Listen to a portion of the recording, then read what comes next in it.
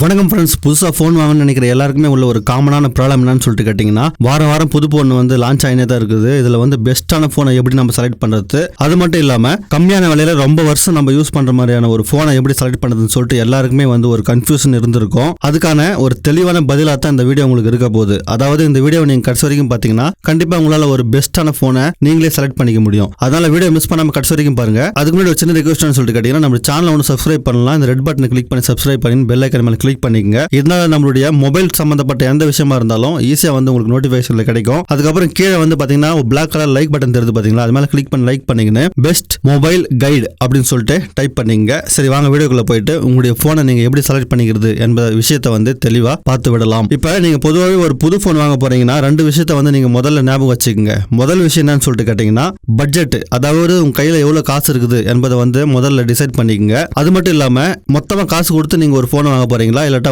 இஎம்ஐல உங்களுடைய போனை வாங்க போறீங்களா அப்படின்னு சொல்லிட்டு முதல்ல டிசைட் பண்ணீங்க. உதாரணமா நான் உங்களுக்கு சொல்லணும்னா, நீங்க இஎம்ஐல நீங்க போன் வாங்க போறீங்கன்னு சொல்லிட்டு டிசைட் பண்ணீங்கன்னா 10,000 ரூபாய் உள்ள போன் நீங்க இஎம்ஐ கட்டினதுக்கு அப்புறம் எவ்வளவு ஆகுதுன்னு சொல்லிட்டு கணக்கு போட்டு பாருங்க. இந்த 10,000 ரூபாய் போன் நீங்க இஎம்ஐ கட்டி முடிக்கிறதுக்குள்ள 20,000 ஆகுதுன்னு சொல்லிட்டு வச்சுக்கிட்டீங்கன்னா, அந்த 20,000 பொறுத்து இருந்து சேமித்து அந்த 20,000 கேஷ் கொடுத்து நீங்க ஒரு நல்ல போனை வாங்க முடியும். இது மாதிரிலாம் நீங்க கொஞ்சம் யோசித்து பாத்தீங்கன்னா கடன் இல்லாம ஈஸியா நல்ல போனை உங்களால வாங்க முடியும். ரெண்டாவது நீங்க ஞாபகம் வச்சுக்க வேண்டிய இன்னொரு விஷயம் என்னன்னு சொல்லிட்டு கேட்டீங்கன்னா, எதுக்காக நீங்க போனை வாங்குறீங்க என்ற விஷயத்தையும் நீங்க கண்டிப்பா ஞாபகம் வச்சிருந்தா ஆகணும். உதாரணமா நான் உங்களுக்கு சொல்லணும்னா, நல்ல ஹை பர்ஃபார்மன்ஸ் போனா இருக்கணும், ரொம்ப நாள் நான் போனை யூஸ் பண்ணணும் அப்படின்னு சொல்லிட்டு நீங்க நினைக்கலாம். அப்படி இல்லைன்னா நல்ல கேமரா இருக்கணும் அப்படின்னு சொல்லிட்டு நினைக்கலாம். அப்படி இல்லைன்னா நான் பயங்கரமா கேம் விளையாட போறேன், அதுக்கோசரம் எனக்கு ஒரு போன் வேணும் அப்படின்னு சொல்லிட்டு நீங்க நினைக்கலாம். இது மாதிரி நிறைய ஆப்ஷன்ஸ் எல்லாம் இருக்குது. ஒரு சிலர் எனக்கு ப்ரௌசிங் பண்ணா போதும், உதாரணமா நான் யூடியூப், அதுக்கப்புறம் வாட்ஸ்அப், இது மாதிரி ஃபேஸ்புக், அது மாதிரி இன்டர்நெட் யூஸ் பண்றதுக்கு மட்டும் எனக்கு போன் இருந்தா போதும் அப்படின்னு சொல்லிட்டு நீங்க நினைக்கலாம். உங்களுடைய ரிக்வயர்மெண்ட் எதுன்னு சொல்லிட்டு முதல்ல டிசைட் பண்ணிக்கங்க. இது மாதிரி உங்களுடைய பட்ஜெட், அதுக்கப்புறம் உங்களுடைய ரிக்வயர்மெண்ட்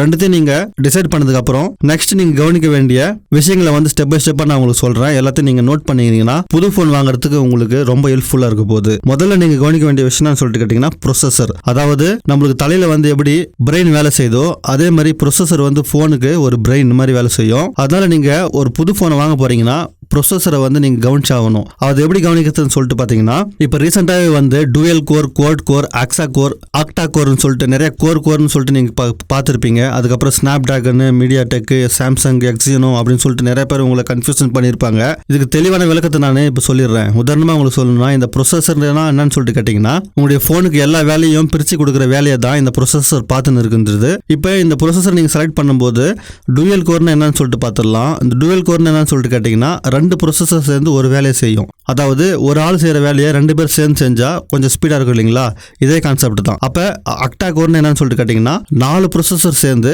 ஒரு வேலையை செய்யும். எக்ஸா கோர்னா என்னன்னு கேட்டீங்கன்னா, 6 ப்ரொசஸர் சேர்ந்து ஒரு வேலையை செய்யும். அக்டா கோர்னா என்னன்னு சொல்லிட்டு கேட்டீங்கன்னா, 8 ப்ரொசஸர் சேர்ந்து ஒரு வேலையை செய்யும். அதாவது 8 ப்ரொசஸர் சேர்த்து வச்சு போன்ல நீங்க கொடுக்குற வேலைக்கெல்லாம் இது கரெக்டா பிரிச்சு போன் ஹேங் ஆகாம இருக்கிறதுக்கு, போன் பேட்டரிக்கு, அது மாதிரி சொல்லிட்டு எல்லா காம்போனன்ட்ஸுக்கும் இந்த ப்ரொசஸர் அதனுடைய வேலையை பிரிச்சு கொடுத்து போனை சூடாவாம அதுக்கப்புறம் நல்ல ஹை பர்ஃபார்மன்ஸ்ல இந்த ப்ரொசஸர் தான் வச்சுன்னு இருக்குது. அதனால நீங்க ப்ரொசஸர் செலக்ட் பண்ணும்போது எந்த கோரை நீங்க செலக்ட் பண்றீங்க என்பதை ஞாபகத்தில் வச்சுக்கோங்க. அது மாதிரி நீங்க ப்ரொசஸர் செலக்ட் பண்ணும்போது பாத்தீங்கன்னா அதுல கிளாக் ஸ்பீடு இருக்கும். அந்த கிளாக் ஸ்பீடையும் பாத்துக்கோங்க. கொஞ்சம் ஹை பர்ஃபார்மன்ஸ் ஸ்பீடா இருக்குதா அப்படின்னு சொல்லிட்டு பார்த்து ப்ரொசஸரை செலக்ட் பண்ணிக்கோங்க. இந்த கிளாக் ஸ்பீடு எது கொடுத்துறாங்கன்னு சொல்லிட்டு கேட்டீங்கன்னா, செய்யற வேலையை ரொம்ப ஸ்பீடா துல்லியமா செய்யறதுக்கோசரம் இந்த கிளாக் ஸ்பீடு செட் பண்ணிருப்பாங்க ப்ரொசஸர்ல. அதை ஒரு முறை கவனிச்சுக்கோங்க. இப்ப ரீசெண்டா இருக்கிற ப்ரொசஸர்ல எதுன்னு சொல்லிட்டு கேட்டீங்கன்னா, ஸ்னாப்டிராகன், அதுக்கப்புறம் மீடியாடெக், அதுக்கப்புறம் சாம்சங் பாத்தீங்கன்னா எக்ஸினோஸ், இது மாதிரி டாப் ப்ரொசஸர் இருக்குது. அதுல இப்ப ரீசெண்டா எந்த மாடல் இருக்குது அப்படின்னு சொல்லிட்டு பார்த்து ரீசெண்டான மாடலை விட ஒரு 2 இல்லாட்டா 3 கீழே இருந்தாலும் பரவாயில்ல, டாப் மாடலா பார்த்து செலக்ட் பண்ணிக்கோங்க. நெக்ஸ்ட் நம்ம பார்க்க போறது என்ன சொல்லிட்டு பாத்தீங்கன்னா, ரேம். உங்களுடைய ப்ரொசஸருக்கு அடுத்து மிக முக்கியமான வேலை செய்யறது ரேம். அதாவது நீங்க செய்யற எல்லா வேலையையும் டெம்பரரியா ஒரு இடத்துல ஸ்டோர் பண்ணி வச்சிருக்கோம். இதுக்கு ரேண்டம் ஆக்சஸ் மெமரின்னு சொல்லிட்டு சொல்லுவாங்க. நீங்க மல்டி டாஸ்கிங் ஏதாவது ஒன்று பண்ணிக்கிறீங்கன்னா வச்சுக்கலாம். உதாரணத்துக்கு நான் உங்களுக்கு சொல்லணும்னா, நீங்க கேம் விளையாடும் போது பாட்டு கேட்டு நிற்பீங்க, பாட்டு கேட்டுனே இருக்கும்போது சேட் பண்ணுவீங்க, சேட் பண்ணினே இருக்கும்போது வேற ஏதாவது யூடியூப்ல வீடியோ பார்த்து இருந்திருப்பீங்க. இது மாதிரி மல்டி டாஸ்கிங் நீங்க பண்ணே இருப்பீங்க. டக்குன்னு எல்லாத்தையும் மினிமைஸ் பண்ணிட்டு வேற ஆப் ஓபன் பண்ணுவீங்க. இது மாதிரி நிறைய ஆப்ஸ் நீங்க ஓபன் பண்ணி உங்களுடைய ஹோம் ஸ்கிரீன்ல மினிமைஸ் பண்ணி வச்சிருப்பீங்க பாத்தீங்களா. இது எல்லாம் ஸ்டோர் ஆகிறது ரேம்ல தான். நீங்க எந்த மாதிரி வேலை செய்றீங்கன்னு சொல்லிட்டு ஃபர்ஸ்ட் டிசைட் பண்ணிருப்பீங்க. உங்களுடைய வேலைக்கு ஏற்ற மாதிரி ரேம் செலக்ட் பண்ணலாம். இந்த ரேம் பாத்தீங்கன்னா மினிமம் ஆவது ஒரு 8 GB வச்சுருங்க. ஏன்னா நீங்கள் நிறைய ஆப்ஸ் ஒரு 5-6 ஆப்ஸை வந்து நீங்கள் ஒரேடியாக உங்களுடைய ஃபோனில் மினிமைஸ் பண்ணி வைக்கும்போது இதெல்லாம் வந்து ரேமில் ஸ்டோர் ஆகிறதால உங்களுடைய ஃபோனுடைய பர்ஃபார்மன்ஸ் கம்மியாகிறதுக்கு அதிகமான வாய்ப்பு இருக்கும். அதனால முடிஞ்சாலும் ஒரு 8GB ஆகுது ரேம் வந்து செலக்ட் பண்ணிக்கோங்க. இந்த ரேம்லேயும் வந்து ஸ்பீடு வந்து மாறுபடும். உதாரணமாக உங்களுக்கு சொல்லணும்னா LPDDR3 LPDDR4 அப்படின்னு சொல்லிட்டு டிஸ்பிளே எடுத்து பார்த்தீங்களா, இது மாதிரி ரேம் ஸ்பீடு வந்து வேரி ஆகும். அதனால ரேம் செலக்ட் பண்ணும்போது எந்த ஸ்பீடில் ஒர்க் ஆகுது அப்படி என்பதை வந்து கவனிச்சிங்க. இப்போ நெக்ஸ்ட் நம்ம பார்க்க போகிறது என்னன்னு சொல்லிட்டு கேட்டிங்கன்னா ஸ்டோரேஜ். உங்களுடைய ப்ரொசஸர் செலக்ட் பண்ணிட்டீங்க, அதுக்கப்புறம் ரேம் செலக்ட் பண்ணிட்டீங்க. இப்போ நெக்ஸ்ட் வந்து ஸ்டோரேஜ். நிறைய பேருக்கு ஃபோன் வாங்கி 1 வருஷம் இல்லாட்டா 1.5 வருஷத்துக்கு அப்புறம் வர காமனான ப்ராப்ளம் என்னன்னு சொல்லிட்டு கேட்டிங்கன்னா இந்த ஸ்டோரேஜ் தான். அதாவது நீங்கள் ஸ்டோரேஜ் செலக்ட் பண்ணும்போது கம்மி ஸ்டோரேஜ் செலக்ட் பண்ணிட்டீங்கன்னா அதுக்கப்புறம் ஒரு சில நேரத்தில் வந்து பார்த்தீங்கன்னா SD கார்டும் கொடுத்துருக்க மாட்டாங்க. இந்த மாதிரி டைமில் உங்களுடைய ஃபோன் வந்து ஃபுல் ஆகிட்டு ஹேங் ஆகிருக்கும். அதனால ஸ்டோரேஜ் செலக்ட் பண்ணும்போது கொஞ்சம் அதிகமான ஸ்டோரேஜை செலக்ட் பண்ணுறதுக்கு முயற்சி செய்யுங்க. இந்த ஸ்டோரேஜ்லேயும் வந்து ஸ்பீடு வந்து வேறுபடும். உதாரணம் இப்போ டிஸ்பிளே காமிக்கிற பார்த்தீங்களா, UFS 3.0 UFS 2.1 இது மாதிரி ஸ்பீடு வந்து வேரி ஆகும். நீங்கள் வந்து ரீசெண்டாக இருக்கிற ஸ்பீடை வந்து செலக்ட் பண்ணிங்க.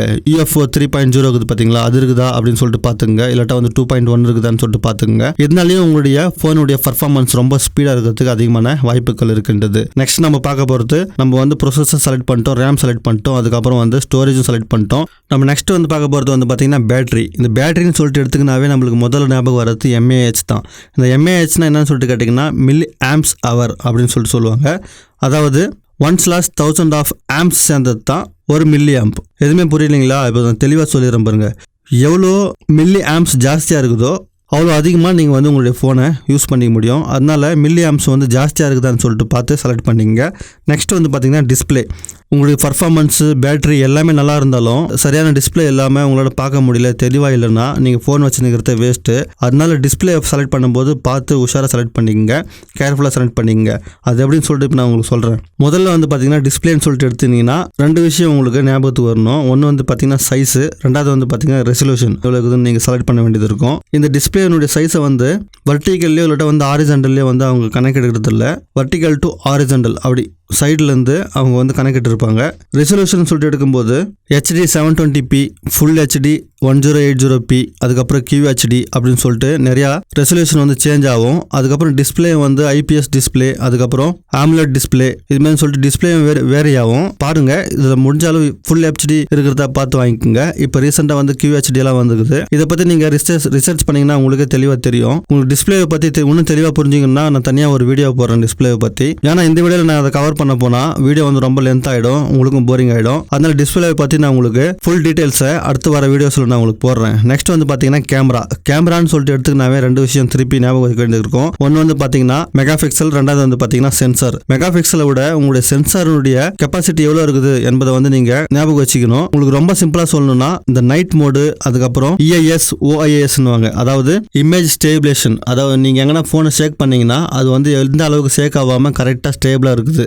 அதுக்கு வந்து EIS அதுக்கப்புறம் OIS சொல்லுவாங்க இமேஜ் ஸ்டேபிலேஷனுக்கு. இது மாதிரி உங்களுடைய கேமராவில் வந்து இமேஜ் ஸ்டேபிலேஷனு, அதுக்கப்புறம் நைட் மோடு, அதுக்கப்புறம் இந்த சென்சார் எல்லாம் நீங்கள் கவனிச்சு வாங்கணும். ரொம்ப சிம்பிளாக நீங்கள் ஒரு கேமராவை செலக்ட் பண்ணுறது எப்படின்னு சொல்லிட்டு கேட்டிங்கன்னா, நீங்கள் எந்த ஃபோன் வாங்க போறீங்களோ அந்த ஃபோனை வந்து யூடியூப்ல சர்ச் பண்ணீங்க, கேமரா டெஸ்ட் அப்படின்னு சொல்லிட்டு சர்ச் பண்ணீங்கன்னா நிறைய பேர் வந்து அந்த ஃபோனுடைய கேமரா ரிவ்யூ வந்து கொடுத்துருப்பாங்க. அப்போ பார்த்தீங்கன்னா உங்களுக்கே தெரியும் அந்த கேமரா குவாலிட்டி எப்படி இருக்குதுன்னு சொல்லிட்டு. அதை பார்த்து உங்களுக்கு கேமரா குவாலிட்டி நல்லா இருந்துச்சு, பிடிச்சிருந்துச்சு, அதை பற்றின ஃபுல் டீட்டெயில்ஸ் உங்களுக்கு தெரிஞ்சிச்சு அப்படின்னா நீங்கள் வந்து அந்த ஃபோனை வந்து வாங்கி கொள்ளலாம். நெக்ஸ்ட் வந்து பார்த்தீங்கன்னா முக்கியமானது, நீங்கள் ரொம்ப நாள் ஃபோனை யூஸ் பண்ண போறீங்கன்னா உங்களுடைய பில்ட் குவாலிட்டியை வந்து பார்த்துங்க. பில்ட் குவாலிட்டி வந்து உதாரணமாக பிளாஸ்டிக்ல இருக்கும், அதுக்கப்புறம் மெட்டலில் இருக்கும், அதுக்கப்புறம் கிளாசி ஃபினிஷிங் இருக்கும். இதில் எது உங்களுடைய தேவைக்கு ஏற்ற மாதிரி வருதுன்னு சொல்லிட்டு பார்த்து அதை வந்து செலக்ட் பண்ணிக்கலாம். இதெல்லாம் முடிஞ்சதுக்கு அப்புறம் முக்கியமாக கவனிக்க வேண்டிய 3 விஷயம் இருக்குது. ஒன்று வந்து பார்த்தீங்கன்னா உங்களுடைய சர்வீஸ் சென்டர் உங்களுடைய ஊரில் இல்லாட்டா வந்து உங்கள் சுற்று வட்டாரத்தில் எங்கன்னா இருக்குதான்னு சொல்லிட்டு பாருங்க. ஏன்னா வந்து ஃபோன் ப்ராப்ளம் ஆச்சுன்னா அது சர்வீஸ் சென்டரில் கொடுத்தீங்கன்னா உங்களுக்கு ஃப்ரீயாக வந்து சர்வீஸ் கிடைக்கும். எங்கேயும் வெளியில் கொடுக்க வேண்டிய அவசியம் இருக்காது. அதனால சர்வீஸ் சென்டர் வந்து பக்கத்தில் இருக்குதான்னு சொல்லிட்டு பார்த்துக்குங்க. அதுக்கப்புறம் முடிஞ்சாலும் ஃபோனில் SD கார்டு கொடுத்துறாங்களான்னு பாருங்க. அதுக்கப்புறம் ஃபாஸ்ட் சார்ஜிங் கொடுத்துறாங்களான்னு பார்த்துங்க. அது மட்டும் இல்லாமல் ஒயர்லெஸ் சார்ஜிங் இருந்தால் இன்னும் அட்வான்ஸ் ஒயர்லெஸ் சார்ஜர் நீங்கள் செலக்ட் பண்ணலாம். அதுக்கப்புறம் 3.5mm ஜாக் வந்து எல்லாத்தையும் எடுத்துனுக்குறாங்க. நீங்க உங்களுக்கு 3.5mm ஜாக் வேணுமா வேணாமான்னு சொல்லிட்டு செலக்ட் பண்ணிட்டு, வேணும்னா உங்க போன்ல 3.5mm ஜாக் இருக்குதான்னு சொல்லிட்டு பார்த்து செலக்ட் பண்ணிக்கங்க. இது மாதிரி சின்ன சின்ன விஷயங்களையும் நீங்க ஞாபகம் வச்சுக்க வேண்டியிருக்கும். இப்போ நான் இந்த வீடியோல சொன்ன எல்லா விஷயத்தையும் நீங்க ஒரு முறை புதுசா போன் வாங்குறதுக்கு முன்னாடி ரிசர்ச் பண்ணீங்கன்னாவே போதும், உங்களால ஒரு பெஸ்ட்டான போனை வாங்கிக்க முடியும். இந்த வீடியோ உங்களுக்கு பிடிச்சிருக்க நம்புறேன். பிடிச்சிருந்தா மறக்காம உங்களுடைய ஃப்ரெண்ட்ஸுங்களுக்கு ஷேர் பண்ணீங்க. மீண்டும் அடுத்த வீடியோ சந்திப்போம். தங்களின் பொன்னான நேரத்திற்கு நன்றி.